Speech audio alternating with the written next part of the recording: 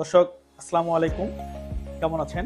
আজ আমি আপনাদের সাথে কথা বলবো হাঁটু ব্যথা নিয়ে এবং হাঁটু ব্যথায় যারা সারা জীবন চেয়ারে বসে নামাজ পড়েন, হাঁটু ভাঙেন না বা সিঁড়ি দিয়ে ওঠানামা করতে নিষেধ তাদের বিষয়ে। বেসিক্যালি যখন হাঁটু ব্যথা হয়, অনেক কারণে হাঁটু ব্যথা হতে পারে। বেশিরভাগই মিডল এজ বা লেট এজে হাঁটু ব্যথা হয়।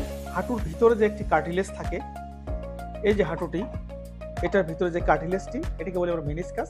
এই মেনিসকাসটার উপরে যদি কখনো ইরোশন হয়, ক্ষয় হয় বা ভেঙে যায়, তখন হাঁটুর ভিতরে একটা ইনফ্লামেশন তৈরি হয় এবং হাঁটু ব্যথা হতে পারে। সেই ক্ষেত্রে যদি হাঁটুর উপরে ওজন দেওয়া হয়, তখন খুব পেইনফুল মনে হতে পারে। এবং এইটার কারণে অনেক সময় হয়তো আপনার চিকিৎসক আপনাকে বলেছেন যে আপনি কখনোই হাঁটু ভাঙবেন না, সিঁড়ি দিয়ে ওঠানামা করবেন না এবং চেয়ারে বসে নামাজ পড়বেন। ইনফ্লামেটরি পিরিয়ডটা যখন থাকে 2 থেকে 3 সপ্তাহ, এই সময়টিতে আমরা এই ধরনের অ্যাক্টিভিটিস করতে নিষেধ করা হয়। এবং তারপরে আলটিমেটলি আপনি যদি নর্মাল অ্যাক্টিভিটিসে না যান, তাহলে হাঁটুর ভিতরে যে কার্টিলেজটি, এটা ক্ষয়টি দিন দিন আরো বেড়ে যাবে। সুতরাং এ ধরনের ব্যথায় সারা বিশ্বে গ্রহণযোগ্য বিজ্ঞানভিত্তিক চিকিৎসা হলো ফিজিওথেরাপি চিকিৎসা।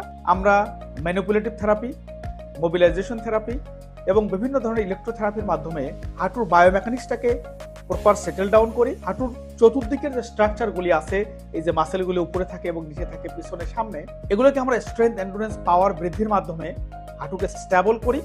এবং পরবর্তীতে পেইনটা চলে যাওয়ার পরে আপনি যদি নর্মাল অ্যাক্টিভিটিস করেন, সিঁড়ি দিয়ে ওঠানামা করা, নর্মাল নামাজ পড়া, নিচে বসা, এ ধরনের অ্যাক্টিভিটিসগুলো নর্মাল দৈনন্দিন জীবনে যদি আপনি কন্টিনিউ করতে থাকেন, আপনি বরং হাঁটু ব্যথা থেকে মুক্ত থাকবেন এবং ভালো থাকবেন। সুতরাং হাঁটু ব্যথার জন্য আপনি আর দেরি না করে আপনার নিকটস্থ কোনো একজন ফিজিওথেরাপি বিশেষজ্ঞ চিকিৎসকের পরামর্শ নিন।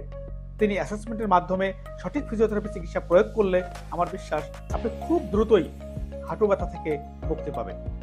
ধন্যবাদ।